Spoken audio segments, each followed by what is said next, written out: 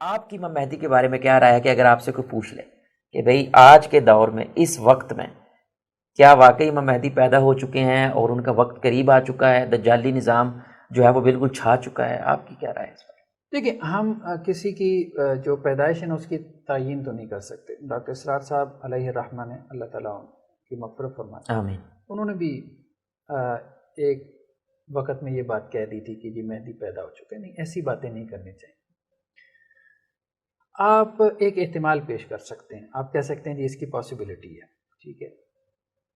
وہ پاسبلٹی کیا ہے جو مجھے بات سمجھ میں آ رہی ہے کہ اگر ہم صحیحین کی روایات کی چھتری میں رکھتے ہوئے، وہ ایک تو لشکر کے دھنسنے والی بات وہ صحیحین کی روایات میں آ گئی، اور ایک وہ بیت اللہ میں پناہ لینے والی بات مہدی کی، ٹھیک ہے، وہ بھی صحیحین کی روایات لیکن میں یہ آ گئی. ظہور کے بعد ہی باتیں ہیں نا، ظہور کی بات ہے، پہلے کی بات. ان روایات کی روشنی میں اگر ہم یہ ضعیف روایتوں کو کچھ انٹرپریٹ کرنے کی کوشش کریں، ایک احتمالی رائے ہمارے سامنے آ جائے، کیونکہ ہم نے اس پہ عقیدہ تو نہیں رکھنا، عقیدہ نہیں رکھنا، عقیدے کے طور پہ اس کو بیان نہیں کرنا. ہم نے کہا اس کا احتمال ہو سکتا ہے، اور وہ احتمال بھی اس مقصد سے کہ یہ آپ کے لیے واضح نصیحت بن جائے، عبرت بن جائے کہ اینڈ آف ٹائم آپ کے قریب آ گیا، آپ اپنے اعمال کی اصلاح کر لیں، نہ کہ ایک علمی رائے جس کو چسکے کے طور پہ بیان کیا جاتا ہے. ٹھیک ہے، یا مہدی آ کے ہمارے سارے مسئلے حل کریں گے، اس کانٹیکس میں نہیں، اس پرسپیکٹو میں نہیں، یا اس غرض سے نہیں. دیکھیں، ایک روایت تو ہمارے سامنے یہ آئی کہ عربوں کے اندر جو ہے نا، وہاں خزانے کے اوپر لڑائی ہوگی، اور 3 گروہ لڑیں گے، رائل فیملی کے 3 گروہ لڑیں گے. اس خزانے سے مراد، بعد اہل علم نے کہا کہ یہ مکہ مراد ہے، جی، بیت اللہ کا خزانہ، اور یہ بات سمجھ میں آتی ہے، یہ بات سمجھ میں آتی ہے. اصل پاور تو وہی ہے. ہاں، بیت اللہ کے اوپر قبضے کی جنگ ہوگی. اچھا، ایک جو رائل فیملی ہے وہ تو یہ سعودی ہے، فی الحال کوئی امکان نہیں ہے کہ ان کے اندر 3 گروہ پیدا ہو. یہ جو تشریح کی جاتی ہے نا، یہ سمجھ سے بالا تر ہے، مطلب مجھے سمجھ نہیں آتی کہ ان کی رائل فیملی آپس میں 3 گروہوں میں منقسم ہو جائے گی، وہ لڑیں گے. بلکہ سوری میں آپ کی بات کاٹ رہا ہوں، بلکہ وہ یہ بھی کہتے ہیں محمد بن سلمان جو اس وقت MBS جن کو کہتے ہیں، یہ کراس کر کے آئے ہیں، یعنی کہ باری دوسرے کی تھی. تو یہ بھی ایک بہت بڑی وہ چیز بیان کرتے ہیں کہ یہ وہی چیز ہو رہی ہے جو حدیثوں میں بیان کی کہ لڑائی ہوگی. تو وہ کہہ رہے ہیں اندر کھاتے، جس طرح ابھی تھوڑے دن پہلے ہفتہ 15-20 دن یہ غائب رہے، ٹھیک ہے، وہ پتہ چلا کہ ان کے اوپر جان کا وہ حملہ، تو وہ یہ والی جو حدیث آپ بیان کریں وہ اس پہ اپلائی اسی وجہ سے کر دیتے ہیں کہ اس پہ بھی اپلائی کرتے ہیں، یعنی کہ جو محمد بن سلمان. یہ جو کہا گیا نا کہ وہ تینوں جو ہے ابن و خلیفہ ہوں گے، اس سے مراد یہ ہے کہ تینوں حکمران ہوں گے. مجھے جو بات سمجھ میں آتی ہے وہ یہ ہے کہ اللہ نہ کرے، ابھی تک تو طالبان کی یہ صورتحال نہیں ہے، ٹھیک ہے، لیکن جس طرح القاعدہ اور طالبان کی آپس کی کشمکش ہے، اور یہ وقت کے ساتھ بڑھ جائے، اور یہ جو حنفی سلفی یا صوفی سلفی جو ایک اختلاف ہے، یہ نمایاں ہو جائے، اجاگر ہو جائے، یا ابھی آپ دیکھیں کہ آپ کو ٹویٹر پہ اور سوشل میڈیا پہ آپ کو اہل سنت کے بعض علماء تنقید کرتے نظر آتے ہیں کہ جی مدینہ میں آپ نے سینما ہالز کھولنے شروع کر دیے، ٹھیک ہے، یہ بالکل. تو ایک رد عمل پیدا ہو رہا ہے سنی طبقے میں، اور خاص طور پہ حنفی صوفی طبقے میں سلفیت کے خلاف. اب یہ جو بندہ سوشل میڈیا حالات کو دیکھتا ہے اس کو پتہ ہے جذبات ہیں، ان کو گالیاں دینا، ٹھیک ہے، سعودیوں کو، اور عیاش کہنا، امت کے زوال کا کہتے ہیں ذمہ دار یہ لوگ ہیں. اب یہ باتیں بھی آ رہی ہیں کہ انہوں نے حج بند کر دیا، قیامت کی نشانیوں میں سے آئیے، وہ حج بند ہو جاتا ہے. ہاں، حج بند ہو جاتا ہے. تو یہ باتیں کی جا رہی ہیں، اور پھر یہ بات تو کی جا رہی ہے تسلسل سے اہل تشیع کی طرف سے بھی اور یہاں سے بھی بعض حلقوں سے، لیکن ہو سکتا ہے، اب مجھے لگتا ہے یہ بڑھے گی کہ یہ جو بیت اللہ کی تولیت ہے نا، یہ چونکہ پوری امت کا ورثہ ہے، یہ ان کے پاس خاص نہیں ہونا چاہیے. اب یہ چیز MBS کی جو بھی پالیسیاں ہوں محمد بن سلیمان کی، جب وہ بڑھیں گی تو ایک رد عمل جو ہے وہ سنی حلقے میں اور خاص طور پہ مذہبی حلقے میں اور افغانستان میں پیدا ہوگا، زیادہ آئے گا، اور ان پہ تنقید بڑھ جائے گی. اس کے مقابلے میں ایک بڑا گروہ پیدا ہوگا جو یہ چاہے گا، مثال کے طور پہ کہ ہم میجورٹی میں ہیں، جیسے حنفی میجورٹی میں، اس میں کوئی شک نہیں، تو ہمارے پاس اس کی تولیت ہونی چاہیے. تو ایک تو یہ یہاں کا سیگمنٹ ہوگا، اس میں ہو سکتا ہے افغانستان ایک رول پلے کرے. یعنی آپ کہہ رہے ہیں جو خلیفہ کے 3 بیٹے ہیں وہ آپ کے مطابق وہ خلیفہ صرف سنگل باپ کی 3 اولادیں نہیں ہیں، ہاں سنگل وہ باپ کی نہیں. سیپریٹ پلیسز کے اوپر 3 حکمران جو طبقہ ہے ان کے اندر آپ کہہ رہے ہیں کہ 3 گروہ پیدا ہو رہے ہیں، 3 علیحدہ خطوں میں بھی ہو سکتے ہیں، ایسے آپ بات کریں. جی. دوسرا جو شیعہ کی جو روایتیں ہیں، ہم نے بتایا تھا یہ برکی کی کتاب آپ اٹھا کے دیکھ لیں، اس میں یہ روایتیں موجود ہیں کہ ہمارا جو امام مہدی آئے گا. برکی نے تو خیر ان روایتوں پہ تنقید کی ہے، علامہ برکی نے.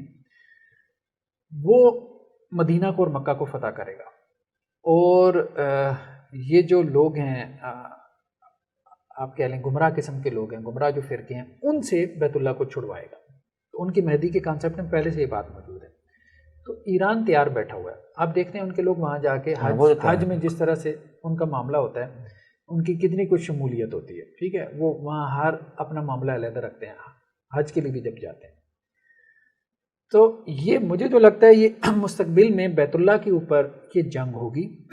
اور اس میں ایک تو سلفی جو عرب میں اس میں وہاں پہ ان کی حکومت ہے، دوسری طرف ایک حنفی جو سنی اسکول آف تھاٹ سے ہوں گے. ہو سکتا ہے اس میں ترکی بھی کوئی رول پلے کرے، کیونکہ ترکی کی بھی اس سعودی عرب کے ساتھ نہیں لگتی.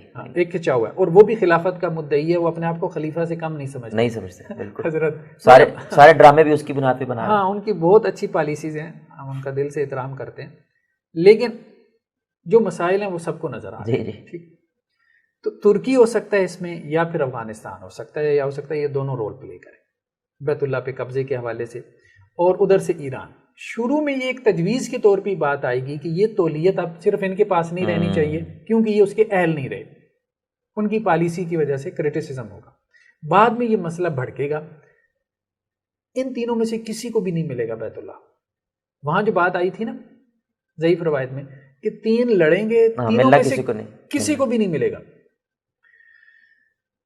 اب ان حالات میں مہدی جو ہے وہ مدینہ سے دوڑے گا. ان حالات میں مہدی پیدا ہوگا، نہیں پیدا ہوا ہوگا مطلب پیدا ہونے سے مراد ظہور ہوگا.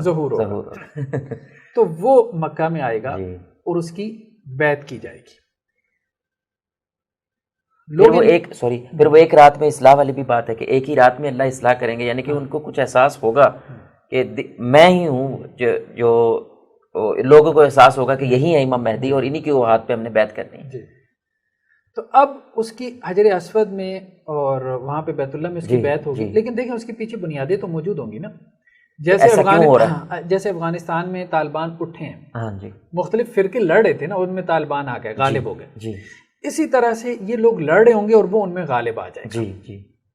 یہ ان میں غالب آ جائے گا اور لوگوں کی حمایت اس کو حاصل ہو جائے گی. ٹھیک ہے، لیکن ابھی تک اس کی کوئی علامت نہیں سامنے آئی. مہدی والی علامت وہی ہے، علامت یہ ہوگی کہ یہ جب اس کو یہاں عرب میں حکومت مل جائے گی تو ادھر سے شام میں اہل سنت کا قتل ہو رہا ہوگا. وہ جو سفیانی ہوگا بچوں کو اور عورتوں کو قتل کر رہا ہوگا. ٹھیک ہے، ہو سکتا ہے وہ بشار الاسد، مطلب آپ اس ابھی جو سینیریو ہے اور اہل سنت کو جس طرح سے قتل کیا جائے وہ نظر آ. ہو سکتا ہے اس کی اولاد میں سے آگے کوئی ہو. ان کی حکومت ابھی تک لگتا نہیں ہے کہ گرنے والی ہے، کیونکہ پیچھے رشیا کی بھی حمایت ہے، سارا کچھ ہے. ٹھیک ہے، وہ رشین جو ہے فائٹر پلینز آتے ہیں، وہ حالانکہ بڑی کوشش کی ہے انہوں نے. القاعدہ نے عراق میں بنا لی تھی لیکن یہاں نہیں بنا پائے. خیر، اور اسی طرح سے شامی مہاجرین کی جو صورتحال ہے وہ ہمیں نظر آ رہی ہے.